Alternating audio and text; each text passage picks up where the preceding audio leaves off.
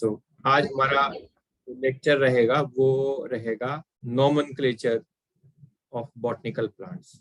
Botanical plants को उनका हम नामकरण किस तरीके से करते हैं, उसके लिए क्या नियम बनाए गए हैं और कौन सी संस्था है जो कि उनके प्लांट्स के जो नेम दिए जाते हैं, बॉटनिकल नेम, उसको जो है गवर्न करती है, किन रूल एंड रेगुलेशन के थ्रू गवर्न किए जाते हैं, उसको हम लोग डिस्कस करते हैं।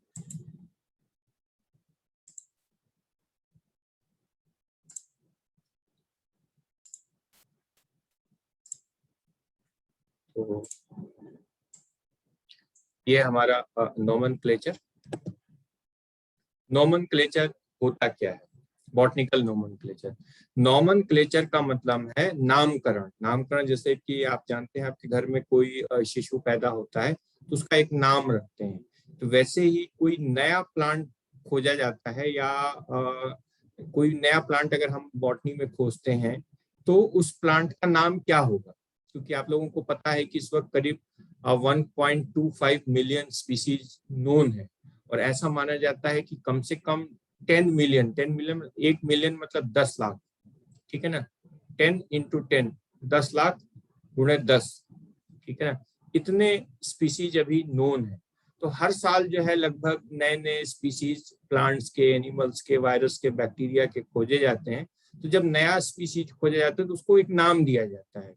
तो नाम देने की जो प्रक्रिया होती है उसी को हम लोग नोमेनक्लेचर कहते हैं। Assigning a correct name to a plant, या तो किसी प्लांट को या किसी टैक्सोनॉमिक ग्रुप को। तो टैक्सोनॉमिक ग्रुप क्या होता है, जैसे आपको पता है कि कोई प्लांट है तो उसको हम लोग दो नाम से जानते हैं। आप लोगों ने इंटर में भी पढ़ा है, दो नाम होते हैं, एक नाम होता है जीनस, पहला नाम, और दूसरा नाम होता है स्पीसीज। तो किसी भी प्लांट के दो नाम होते हैं। जैसे आपका भी जो नाम है वो हिंदुस्तान में जो है या बल्कि और देशों में भी दो नाम होते हैं, एक तो आपको मुख्य नाम होता है और दूसरा होता है सरनेम। तो जो सरनेम है वो आपकी वंशावली बताता है कि आप किस पीढ़ी से या किस खानदान से आ रहे हैं, ठीक है। और जो आपका मुख्य नाम होता है वो प्रमुख नाम होता है। तो वैसे ही प्लांट्स के केस में जो प्रमुख नाम है वो होता है जीनस, ये किस जीनस का है, और दूसरा जो नाम होता है उस जीनस में कौन सी स्पीसीज है, ठीक है ना। तो प्लांट के नाम देने की प्रक्रिया को हम लोग नोमेनक्लेचर कहते हैं। और नोमेनक्लेचर की प्रक्रिया में न केवल प्लांट के नाम दिए जाते हैं बल्कि उसके ऊपर के जो ग्रुप होते हैं प्लांट के, उनको भी हम लोग नाम देते हैं। जैसे कि मान लीजिए कि हम आपसे पूछें कि गेहूं किस फैमिली का पौधा है, तो आप कहेंगे कि ये ग्रेमिनी फैमिली का पौधा है, ठीक है ना। अब गेहूं की भी जो है कई किस्म है, कई वेराइटीज हैं, ठीक। तो अलग अलग वेराइटीज का जो है अलग अलग नाम दिया जाता है, लेकिन सबकी फैमिली जो है एक ही होगी। अब फैमिली ग्रेमिनी में बहुत सारे जो है जीनस हैं, बहुत सारे स्पीसीज हैं, सबकी मदर फैमिली एक ही है, ग्रेमिनी। तो जो ग्रेमिनी है टैक्सोनॉमिक ग्रुप है। फिर इसके ऊपर फैमिली के ऊपर क्या होता है, ऑर्डर आता है ना। ऑर्डर के ऊपर जो है क्लास आता है, क्लास के ऊपर फाइलम आता है। तो ये जो फाइलम है, क्लास है, ऑर्डर है, फैमिली है, जीनस है, स्पीसीज है, ये सब जो है टैक्सोनॉमिक ग्रुप है। तो इनको भी नाम देने की जो प्रक्रिया होती है नोमेनक्लेचर के द्वारा किया जाता है, ठीक। तो नोमेनक्लेचर में प्लांट और टैक्सोनॉमिक ग्रुप को सही नाम दिया जाता है इसी प्रक्रिया के द्वारा। इसके कुछ निश्चित प्रिंसिपल्स हैं। प्रिंसिपल मतलब इसके जो है कुछ निश्चित सिद्धांत हैं जिसके द्वारा इनका नाम दिया जाता है। और ये जो नाम देने की प्रक्रिया होती है ये गवर्न की जाती है आईसीबीएन के द्वारा, ठीक। आईसीबीएन का पूरा नाम है international code for botanical nomenclature, ठीक। हालांकि ये नाम अब पुराना पड़ गया है, आपके सिलेबस में आईसीबीएन दिया हुआ है, ये नाम अब पुराना पड़ गया है। अब आईसीबीएन का जो करेक्ट नाम है वो है ICN, international code of nomenclature for algae, fungi and plant, ये इसका पूरा नाम। और ये कब से शुरू हुआ है? मेलबोर्न कोड 2011 से। 2011 से आईसीबीएन का जो नाम है वो चेंज होकर के आईसीएन हो गया, ठीक। यानी जनवरी 2011 से पहले आईसीएन को हम लोग आईसीबीएन के नाम से जानते थे।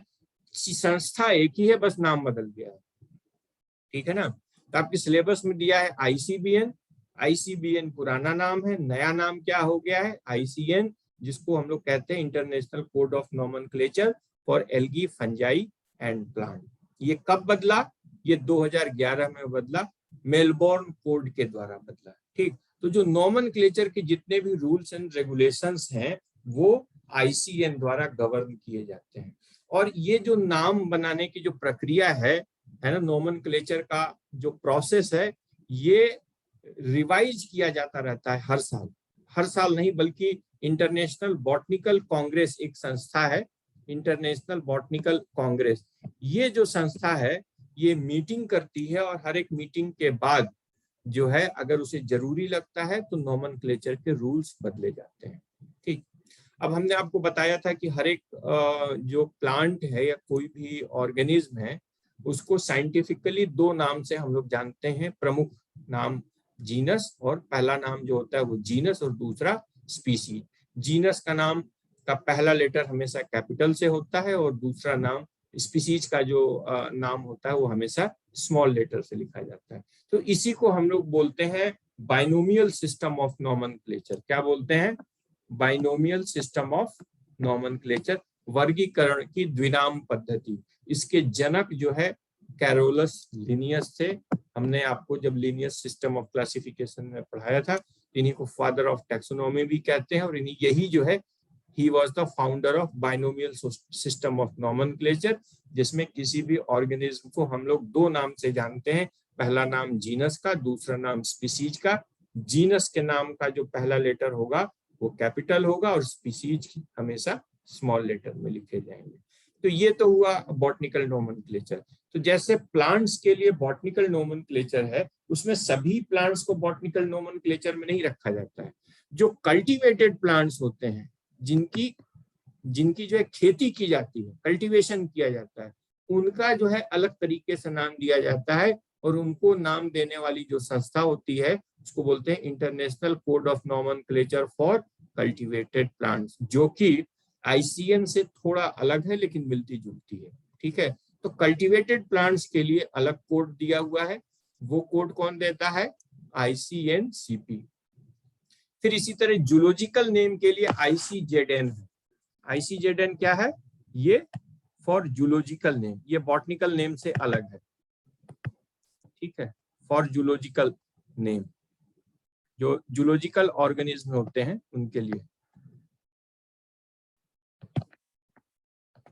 फिर ICNB, या इसी को जो है बैक्टीरियल कोड भी कहते हैं। जो बैक्टीरिया होते हैं, बैक्टीरिया का भी तो नाम होता है, स्टेफाइलोकोकस है, विब्रियो कॉलरी है ना, आपका जो है एक्टिनोमाइसिस है ना, एंथ्रेक्स के लिए बैसिलस एंथ्रेसिस है। तो ये जो बैक्टीरिया का जो नाम होता है उसको गवर्न करती है ICNB, international code for nomenclature of bacteria, या इसी को बैक्टीरियल कोड भी कहते हैं। तो बैक्टीरिया का नाम देने के लिए अलग कोड है, उसको बोलते हैं international code for nomenclature of bacteria या बैक्टीरियल कोड।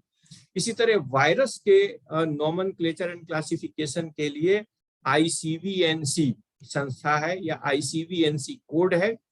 ये ICVNV कोड जो है ये वायरस का नाम देती है, जैसे कि आपने पढ़ा हुआ कोविड-19 या सार्स वायरस, मर्स वायरस, है ना। ये सब वायरस का नाम कौन देता है? नाम देने वाला जो कोड है वो international code for virus nomenclature and classification, ये अलग कोड से गवर्न होते हैं। तो यानी बॉटनिकल कोड अलग है, जूलॉजिकल कोड अलग है, बैक्टीरियल कोड अलग है, वायरल कोड अलग है, और कल्टीवेटेड प्लांट्स का कोड अलग अलग है। ठीक, तो नोमेनक्लेचर में हम बॉटनिकल कोड के बारे में पढ़ेंगे कि जो बॉटनिकल ऑर्गेनिज्म हैं। अब बॉटनिकल ऑर्गेनिज्म में अब देखिए यहाँ पर क्लेरिफाई कर दिया गया है, मेलबोर्न कोड 2011 से ये स्पेसिफाई कर दिया गया है कि बॉटनिकल कोड में हम किन चीजों को क्लासिफाई करेंगे। तो बॉटनिकल कोड में 3 चीजें आ गई, एल्गी, फंजाई और प्लांट्स।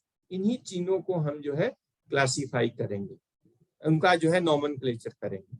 ठीक, अब आते हैं, जैसे हमने आपको बताया था कि जैसे नॉमेनक्लेचर किसका होगा, एक तो प्लांट का होगा और दूसरा होगा टैक्सोनॉमिक ग्रुप। अब ये टैक्सोनॉमिक ग्रुप क्या, प्लांट तो आप लोग समझते हैं, टैक्सोनॉमिक ग्रुप क्या है? टैक्सोनॉमिक ग्रुप या टैक्सोनॉमिक रैंक। तो टैक्सोनॉमिक रैंक हमने आपको बताया था कि किसी भी स्पीसीज को हम लोग जीनस और स्पीसीज, ये दो नाम से हम लोग जानते हैं। लेकिन इसके अलावा ये आप देखेंगे यहां से लेकर के यहां तक, यानी जीनस के पहले तक भी जो है ये किसी स्पीसीज को किसी, जब हम क्लासिफिकेशन करते हैं तो किसी न किसी हायर रैंक में रखते हैं, ठीक है ना। जैसे जीनस और स्पीसीज, तो स्पीसीज जो है it is the unit of classification. Classification की यूनिट क्या होती है? स्पीसीज, सबसे छोटी इकाई जो है उसको हम लोग स्पीसीज कहते हैं। अब स्पीसीज से ऊपर आ गया जीनस, जीनस से ऊपर आ गया ट्राइब, ट्राइब से ऊपर फैमिली, फैमिली से ऊपर ऑर्डर, ऑर्डर से ऊपर क्लास, क्लास से ऊपर फाइलम, फाइलम से ऊपर किंगडम। लेकिन आप यहाँ देखेंगे कि किंगडम के नीचे फाइलम या डिवीजन है, ठीक। तो डिवीजन की जो एंडिंग आ रही है वो फाइटा से हो रही है, ठीक है ना। डिवीजन की एंडिंग फाइटा से होगी। तो ये एंडिंग बताता है, ये एंडिंग ये बताता है कि ये जो टैक्सोनॉमी ग्रुप है उसका रैंक क्या है, ठीक है ना। टैक्सोनॉमिक ग्रुप का रैंक क्या है। फॉर एग्जांपल कि अगर लास्ट में फाइटा है तो यहाँ पर जैसे कि ये देखिए एग्जांपल दिया हुआ है मैग्नोलियो फाइटा, तो मैग्नोलियो फाइटा, फाइटा लास्ट में आ रहा है, इसका मतलब ये किस रैंक का है? ये जो है डिवीजन रैंक का जो है टैक्सोनॉमिक रैंक बता रहा है, ठीक है ना। तो यहाँ पर हमने आपको बताया था ये टैक्सोनॉमिक ग्रुप है, तो ये डिवीजन क्या है? It is a taxonomic group. अब इस डिवीजन मैग्नोलियो फाइटा में बहुत सारे सब डिवीजन हो सकते हैं, एक से ज्यादा सब डिवीजन होंगे, है ना। फिर सब डिवीजन को कैसे इंडिकेट करते हैं? फाइटा से, सॉरी फाइटिना से। अगर लास्ट में फाइटिना आ गया, ये देखिए फाइटिना, इसका मतलब ये सब डिवीजन है। फिर क्लास को कैसे डिनोट करते हैं? ऑप्सिडा। अब एक सब डिवीजन में एक से ज्यादा क्लास हो सकता है, ठीक है ना, एक से ज्यादा क्लास हो सकता है। तो एग्जाम्पल क्या हुआ? एस्टेरोप्सिडा। तो जहां लास्ट में आ गया ऑप्सिडा, तो ऑप्सिडा किसका रैंक डिनोट करता है? ये इंडिकेट करता है क्लास का। अब एक क्लास के अंदर कई सब ऑर्डर, जैसे आर्मी में रैंक होता है ना, जैसे ब्रिगेडियर, ब्रिगेडियर के अंदर जो है बहुत सारे मेजर होंगे, मेजर के अंदर जो है बहुत सारे जो है लेफ्टिनेंट होंगे, लेफ्टिनेंट के नीचे बहुत सारे सेकंड लेफ्टिनेंट होंगे, सेकंड लेफ्टिनेंट के नीचे बहुत से हवलदार होंगे। तो ये रैंक जैसे बनी हुई है वैसे ही ये टैक्सोनॉमिक रैंक है। ऊपर वाली रैंक के अंदर बहुत सारी लोअर रैंक होती है, ठीक है ना। तो जितने भी टैक्सा होते हैं ये सारे के सारे टैक्सा कहलाते हैं। ये क्या है? फाइलम टैक्सा है, क्लास टैक्सा है, सब क्लास टैक्सा है, ऑर्डर, ये सब क्या है? टैक्सा। तो हर एक टैक्सा जो है, जीनस भी क्या है? एक टैक्सा है। अब एक जीनस के अंदर कई सब जीनस हो गए, अब एक सब जीनस के अंदर बहुत सारे सेक्शन, सीरीज, स्पीसीज। अब स्पीसीज से भी छोटी यूनिट है सब स्पीसीज, वेराइटी एंड फॉर्मा। हालांकि इनका यूज कम होता है, लेकिन फिर भी एक स्पीसीज के अंदर कई सब स्पीसीज और एक सब स्पीसीज के अंदर कई वेराइटी और वेराइटी के अंदर कई फॉर्मा भी आते हैं, ठीक है। तो इनको इंक्लूड किया जाता है। तो जो टैक्सा है ये अलग अलग रैंक के होते हैं। और रैंक कैसे होते हैं? हायरार्कियल रैंक है। हायरार्कियल का मतलब जो होता है एक के ऊपर एक, एक के ऊपर एक, एक के ऊपर एक, क्रमशः, इसको बोलते हैं हायरार्कियल रैंक, ठीक है। और जो हायर रैंक होता है it is inclusive of the all rank, मतलब वो अपने अंदर जितने भी सारे रैंक उसको समाहित रखता है। मतलब एक ऑर्डर है, जैसे कि ऑर्डर आ गया आपका एस्ट्रेल्स, तो इस एस्ट्रेल्स ऑर्डर में बहुत सारी फैमिली होंगी, वो सारी की सारी फैमिली किसके मानी जाएंगी? एस्ट्रेल्स फैमिली की, एस्ट्रेल्स ऑर्डर की ही सारी फैमिली मानी जाएंगी, ठीक। तो इस तरीके से इनको हम लोग बोलते हैं टैक्सोनॉमिक रैंक। और इसका नाम देना, जो प्रक्रिया है, नाम देने की जो प्रक्रिया है, कि इसको लास्ट में इनी बोलेंगे कि एसी बोलेंगे कि ऑयडी बोलेंगे, है ना। ये याद रखिएगा, कई बार ये पूछा जाता है कि ऑर्डर को जो है, ऑर्डर की एंडिंग किससे की जाती है, फैमिली की एंडिंग किससे की जाती है, सब फैमिली की एंडिंग किससे होती है। ये ऑब्जेक्टिव में खूब पूछा जाता है प्रश्न कि ओआईडी एंडिंग जो है किसकी होती है, सब फैमिली की, ऑर्डर की, सब ऑर्डर की। तो ये जो नाम है आपका यहाँ तक का, कहाँ तक का, ये जो इंपॉर्टेंट नेम्स हैं जिनको आपको एंडिंग याद रखनी है, रैंक की एंडिंग जो आपको याद रखनी है वो मैं टिक कर देता हूं, जो आपको याद रखनी, जो इंपॉर्टेंट पूछा जाता है। जीनस और ट्राइब नहीं पूछा जाता, ट्राइब पूछा जा सकता है, इनी। ट्राइब क्या है? ई, ई ए ई, और सब ट्राइब क्या है? इनी। फिर सब फैमिली, फैमिली, फिर ऑर्डर और क्लास। ये जो है इनको जरूर याद रखिएगा, क्लास, सब क्लास, ऑर्डर, है ना, सब ऑर्डर, फैमिली, सब फैमिली, ट्राइब और सब ट्राइब। इतना आपको बस याद रखना है कि इनकी एंडिंग क्या है। कई बार ये ऑब्जेक्टिव में पूछ लिया जाता है, ठीक है, या आपको दे दिया जाएगा कि एस्टेरॉयडी। अब ये एस्टेरॉयडी किसको इंडिकेट करता है, ये सब फैमिली है कि ट्राइब है कि ऑर्डर है, ये आपको पता होना चाहिए कि OIDEAE, OID है इसके लास्ट में। तो OID का मतलब क्या है, यहां पर आप सीधे चले आइए, सब फैमिली। OID का मतलब सब फैमिली, ठीक है ना, ट्राइब। OID का मतलब सब फैमिली। तो एस्टेरॉयडी किसको इंडिकेट करता है, ये सब फैमिली के रैंक को इंडिकेट करता है। अब एस्टेरॉयडी सब फैमिली के अंदर ट्राइब आ गया हेलियंथी, हेलियंथी के अंदर सब ट्राइब आ गया Helianthinae, genus Helianthus, subgenus Helianthus, Helianthus हेलियंथ, स्पीसीज एनस, जो कि इंडिकेट करता है species, subspecies annuus, variety annuus, family annuus. ठीक, तो प्लांट का नाम और टेक्सोनोमिक रैंक, ये सारी की सारी जो है गवर्न होती है ICBN के द्वारा। ठीक, अब आते हैं नॉमेनक्लेचर, यानी इंटरनेशनल कोड ऑफ नॉमेनक्लेचर। तो ये जो कोड है, code, international code of nomenclature, तो ये जो कोड है, कोड, इसके 3 पार्ट होते हैं। कौन कौन से 3 पार्ट है नॉमेनक्लेचर के, बॉटनिकल नॉमेनक्लेचर के कोड के जो 3 पार्ट हैं वो है principles, rules and recommendations and provisions. ठीक, बॉटनिकल कोड को या कोड को, इंटरनेशनल कोड ऑफ नॉमेनक्लेचर को 3 भागों में बांटा गया है, principles, rules and recommendations and provisions for the governance of the code.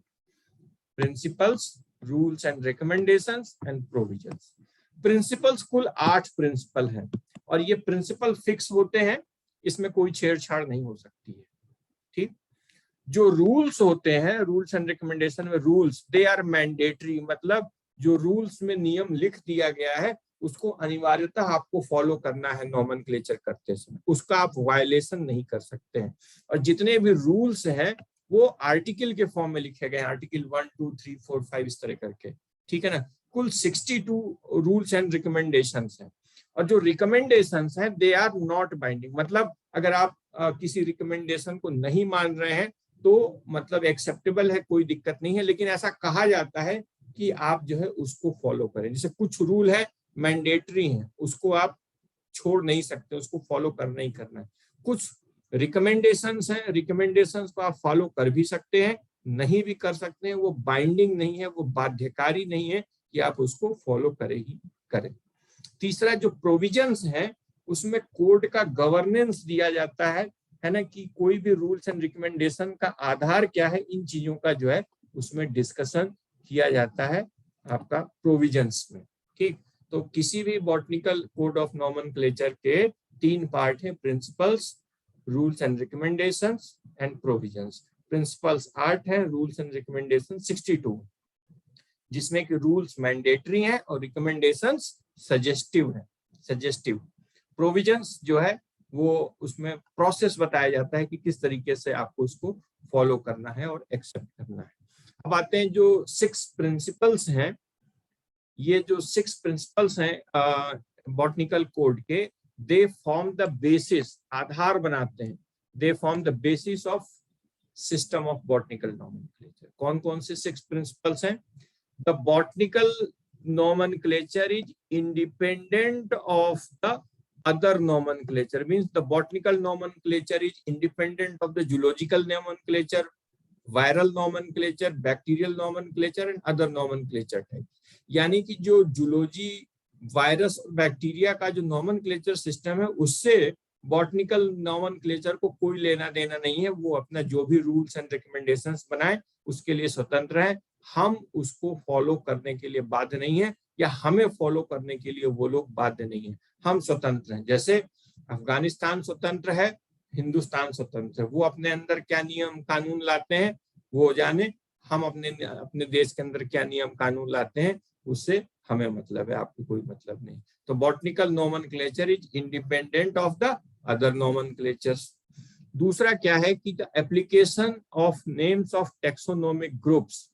जो भी टेक्सोनोमिक ग्रुप हमने यहाँ पर आपको दिखाया ना, टेक्सोनोमिक ग्रुप, ये सारे जो टेक्सोनोमिक ग्रुप हैं, class, order, family, subfamily etcetera, ये जो टेक्सोनोमिक ग्रुप्स हैं, they are determined by the means of nomenclature type.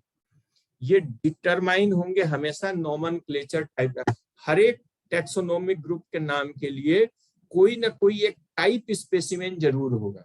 For example आप ये देखेंगे कि जो टेक्सोनोमिक ग्रुप का जीनस का नाम है, ये टाइप क्या है, हेलियंथस। ठीक, इसी हेलियंथस, अब ये जो फैमिली का नाम है आपका जो है एस्टेरेसी, तो एस्टेरेसी फैमिली का जो टाइप स्पेसिमेन होगा वो है एस्टर। एस्टर जो है एक जीनस है, क्या है, एस्टर।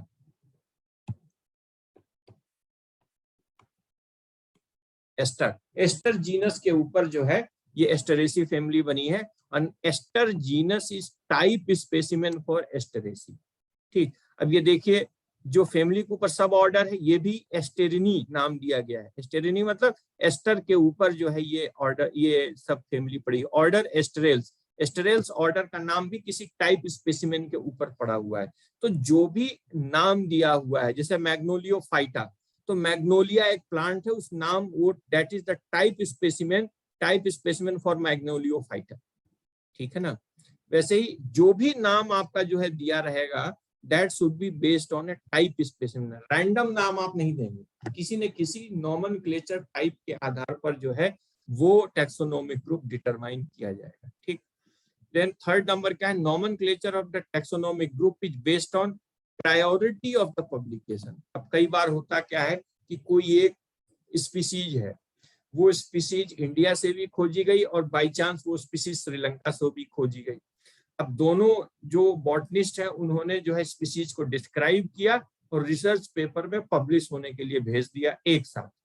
अब ऑब्वियसली दो अलग अलग लोगों ने अलग अलग जगह से पब्लिश किया है तो उसका नाम अलग रखा होगा।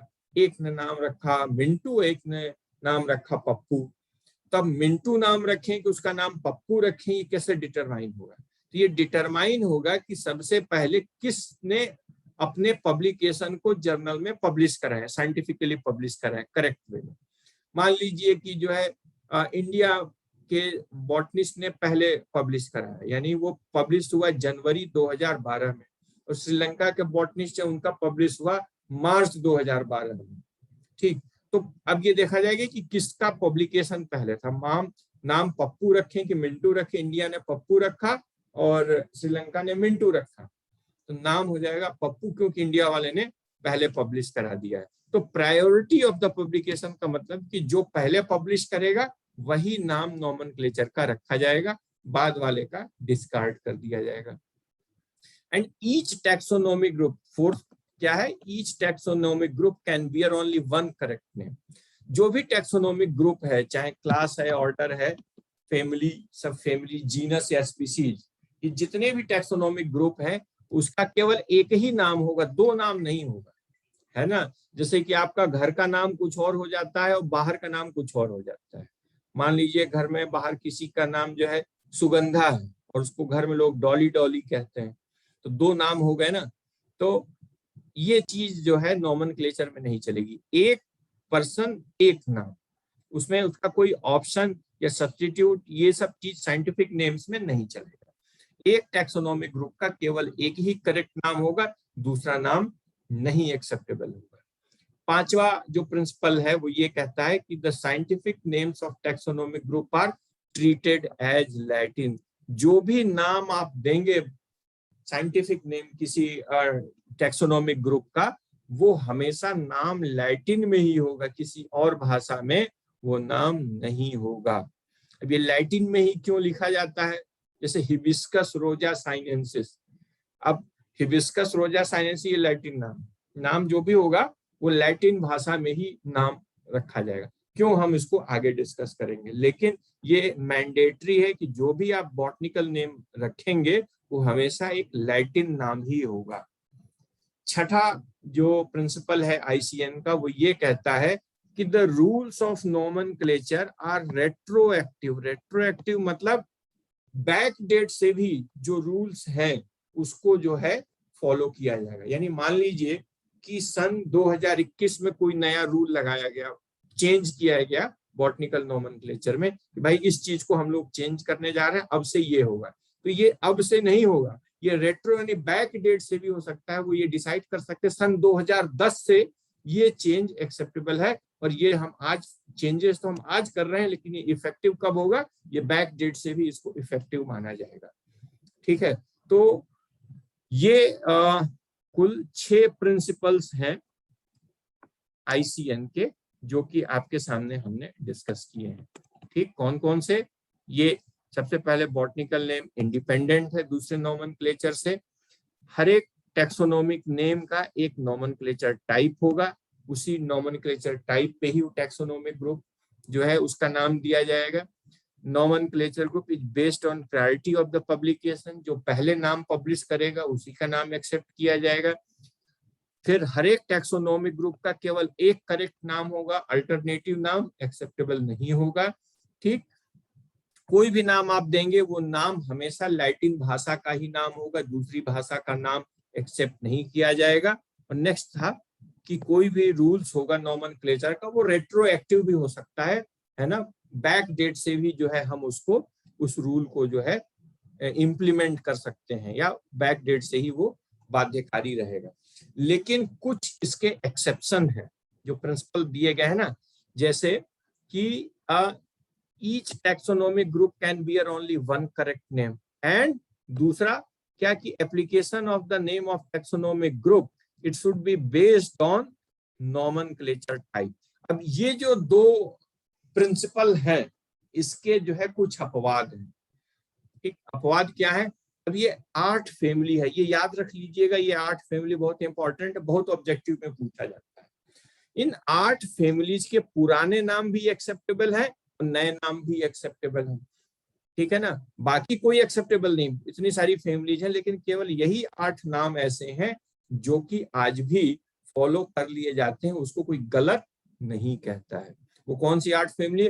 कंपोजिटिव फैमिली या एस्टेरेसी फैमिली। कंपोजिटिव फैमिली में क्या आता है, कोई बता सकता है? किसी प्लांट का नाम आप लोग बता सकते हैं जो कंपोजिटिव फैमिली में हो?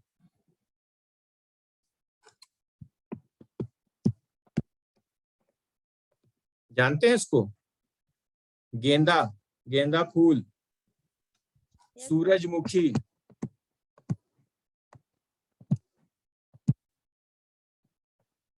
एजिटस इरेक्टा गेंदा को कहते हैं, और हेलियंथस एनस सूरजमुखी को कहते हैं। ये एस्टेरेसी फैमिली का है। ठीक है ना, काफी एडवांस फैमिली है। तो इसका पुराना नाम है कंपोजिटी। अब देखिए जो कंपोजिटी नाम है, नियम क्या है कि लास्ट में एसी होना चाहिए। लास्ट में क्या है, अगर आप किसी फैमिली का नाम डिटरमाइन कर रहे हैं तो उस फैमिली के नाम के अंत में हमेशा एसी होना चाहिए। लेकिन इस कंपोजिटी में देखिए एसी नहीं है, तो नियमतः ये नाम गलत हो गया। नाम क्यों गलत हो गया? क्योंकि लास्ट में एसी नहीं है। और नियम क्या कहता है कि अगर आप किसी फैमिली का नाम दे रहे हैं तो उसकी एंडिंग हमेशा एसी से होनी चाहिए। तो इस नियम के आधार पर कंपोजिटी गलत हो जाना चाहिए, लेकिन ये एक्सेप्शन में शामिल। दूसरा गलती इसमें क्या है कि कोई भी नाम जो है किसी टैक्सोनोमिक टाइप के ऊपर डिटरमाइन होना चाहिए। जैसे एस्टेरेसी फैमिली एस्टर प्लांट के ऊपर आधारित है, इसका जो नोमेनक्लेचर टाइप है वो है एस्टर, एक प्लांट होता है उसके नाम पर ये एस्टेरेसी फैमिली बनी है। लेकिन कंपोजिटिव फैमिली में कंपो नाम का कोई प्लांट नहीं होता है। ठीक है, तो ये नाम वैसे तो गलत है, लेकिन फिर भी ये एक्सेप्टेबल है आज की डेट में 8 फैमिली में, जो इसको बोलते हैं एक्सेप्शन। एक्सेप्शनली ये 8 एक्सेप्शन है जिनको अभी भी मान्यता प्राप्त है। ठीक है, दूसरा जो फैमिली है क्रूसीफेरी फैमिली। अब देखिए लास्ट में क्या है, यहाँ TAE आया, यहाँ पर RAE आ गया। नियमतः ये भी गलत है, होना क्या चाहिए, लास्ट में AC आना चाहिए फैमिली के नाम पे। अब ये देखिए ये नाम करेक्ट है। ठीक है ना, ब्रेसिकेसी फैमिली जो है ये एक प्लांट होता है ब्रेसिका। ब्रेसिका प्लांट के ऊपर, यानी नोमेनक्लेचर टाइप इसका हो गया ब्रेसिका। इस ब्रेसिका पर ये आधारित है ब्रेसिकेसी फैमिली। लेकिन जो पुराना नाम है क्रूसीफेरी, ये क्रूसी नाम का जो है कोई प्लांट होता नहीं। ठीक, इसी तरह ग्रेमिनी फैमिली, ये भी जो है रूल के अकॉर्डिंग ये नाम सही नहीं है। अब ये किस पर आधारित है? Poaceae family. पोएसी फैमिली किस पर आधारित है? पोआ, पोआ एक घास होती है, उसी के ऊपर जो है पोएसी फैमिली है, तो इसका नॉमेनक्लेचर टाइप पोआ है, लेकिन ग्रेमिनी का कोई नॉमेनक्लेचर टाइप नहीं है। इसी तरह गट्टी फेरी, गट्टी फेरी, इसमें भी जो है कोई नाम नहीं है, ये क्लूसिएसी फैमिली के ऊपर आधारित। क्लूसिएसी इसका करेक्ट नाम है, क्लूसिएसी या हाइपेरिएसी, तो जनरली इसको क्लूसिएसी के नाम से हम लोग जानते हैं। क्लूसिया एक स्पीसीज होती है, जीनस होता है क्लूसिया, क्लूसिया जीनस पर जो है क्लूसिएसी फैमिली है। इसी तरह लेबिएटी फैमिली, जिसमें तुलसी आती है, तो लेबिएटी फैमिली भी जो है एंशिएंट देखा जाए रूल्स के आधार पर ये गलत है। ये लेमिया एक प्लांट होता है, लेमिया के ऊपर लेमिएसी आ गई। इसी तरह लेग्यूमिनेसी, ये पुराना नाम है, नया नाम क्या है? फैबेसी, फाबा एक जीनस होता है, उसके ऊपर फाबेसी होती है। लेमिएसी किसके ऊपर है? लेमिया जीनस के ऊपर आधारित है। ठीक है ना। पामी, जिसमें कि पाम आते हैं ना, कोकोनट हो गया, सुपारी हो गई, अरीका पाम हो गया, या जिससे पाम ऑयल निकलता है, खजूर हो गए, सब पामेसी फैमिली के हैं। तो ये एरिकेसी फैमिली, एरिकेसी फैमिली देखिए नाम ACAE, ये करेक्ट हो गया। और एरिका कटेचू, एरिका जीनस है, इस एरिका जीनस के ऊपर जो है एरिका नाम, एरिकेसी फैमिली नाम रखा गया। ठीक है। इसी तरह अम्बेली फेरी, अम्बेली फेरी धनिया वाली फैमिली को हम बोलते हैं, धनिया है, सौंफ है, ये सब इसी फैमिली में आते हैं। तो ये जो है एपीएसी फैमिली, ठीक है ना, एपिस के ऊपर जो है ये आधारित है ना। तो इस तरीके से आप देखेंगे कि ये जो बाद में नाम दिए गए हैं ये साइंटिफिकली करेक्ट है, और ये वाले जो नाम दिए गए हैं ये पुराने नाम हैं, लेकिन जो पुराने नाम होने के बावजूद इसको अभी भी ट्रेडिशनली हम लोग जो है व्यवहार में इन नाम को लेके आते हैं। और ये जो 8 नाम है फैमिली के, ये एक्सेप्शन को कहा जाता है कि अगर इसको किसी ने लिख दिया तो हम उसको गलत नहीं मानेंगे कि आपने जो है गलत लिख दिया है, ये अभी भी एक्सेप्ट किया जाता है। लेकिन कहा यह जाता है कि आप बेटर है कि आप जो मॉडर्न नेम है उसी को आप यूज करें। ठीक है ना, मॉडर्न नेम मतलब ये वाले नाम यूज करें, ये ज्यादा करेक्ट नाम है in comparison to the previous. ये 8 अल्टरनेटिव फैमिली नेम्स हैं जो अभी भी जो है प्रचलन में है। ठीक, अब आता है कि व्हाई लैटिनाइज्ड। तो आपको जान के आश्चर्य हुआ कि जो है binomial system of nomenclature Carolus Linnaeus के टाइम से स्टार्ट हुआ है ना। स्पीसीज प्लांटेरम में उन्होंने बाइनोमियल सिस्टम ऑफ नॉमेनक्लेचर दिया था। और लैटिन मैंडेटरी कब हुआ? 1 जनवरी 1935 से। 1 जनवरी 1935 से लैटिन मैंडेटरी नहीं था, लेकिन जब मीटिंग बैठी इंटरनेशनल बॉटनिकल कांग्रेस की 1 जनवरी 1935 से ये तय कर दिया गया कि हर नाम जो है लैटिन होगा। लेकिन फिर बाद में 2012, 1 जनवरी 2012 को इसमें फिर चेंज कर दिया। जब मेलबोर्न कोड आया तो उसमें ये कहा गया कि जो भी आप स्पीसीज का डिस्क्रिप्शन करेंगे वो डिस्क्रिप्शन लैटिन में कर सकते हैं अथवा इंग्लिश में कर सकते हैं। इंग्लिश में डिस्क्रिप्शन करने की छूट दी गई, नाम आपको जो है लैटिन ही देना पड़ेगा। अब सवाल यह आता है कि क्यों लैटिन में ही नाम दिया जाता है? तो इसलिए दिया जाता है कि Latin is a dead language. Dead मतलब अब लैटिन भाषा कोई नहीं बोलता है, व्यवहार में कोई नहीं बोलता। जैसे भारत में संस्कृत जो है डेड लैंग्वेज है, किसी भी प्रदेश में संस्कृत एज ए भाषा पढ़ी तो जाती है लेकिन व्यवहार में नहीं लाई जाती है, क्योंकि अब उसको बोलने वाले लोग नहीं बचे हैं। तो जैसे भारत में संस्कृत है, इसका ऐतिहासिक महत्व है, लेकिन इसको प्रयोग में कोई नहीं लाता है, वैसे ही यूरोप में, वेस्टर्न कंट्रीज में Latin is a dead language, उसको कोई यूज में नहीं लाता है। इसलिए चूंकि ये डेड लैंग्वेज है, इसलिए समय के साथ इसमें चेंज नहीं होगा। आप देखेंगे कि हर साल 2 साल पर एक नई डिक्शनरी पैदा हो जाती है। क्यों? क्योंकि उसमें नए नए वर्ड्स ऐड किए जाते हैं। लैटिन में ऐसा नहीं, उसमें नए वर्ड्स नहीं ऐड होते। इसी तरह जो संस्कृत है, संस्कृत में कोई नया वर्ड आप नहीं ऐड करते हैं। ठीक है ना। तो वैसे ही ये डेड लैंग्वेज है, इसलिए इसको हम लोग जो है बॉटनिकल नेम में यूज करते हैं, क्योंकि इसमें समय के साथ कोई चेंज नहीं होगा। दूसरा कि जो लैटिन वर्ड है वो स्पेसिफिक है और एग्जैक्ट इन मीनिंग है। अब अंग्रेजी में जो है एक ही वर्ड के कई मीनिंग हो जाते हैं, लेकिन लैटिन में ऐसा नहीं है, स्पेसिफिक है और अपने मीनिंग में एग्जैक्ट है। संस्कृत की भी यही क्वालिटी है, स्पेसिफिक है और अपने नाम में अकॉर्डिंग एग्जैक्ट है।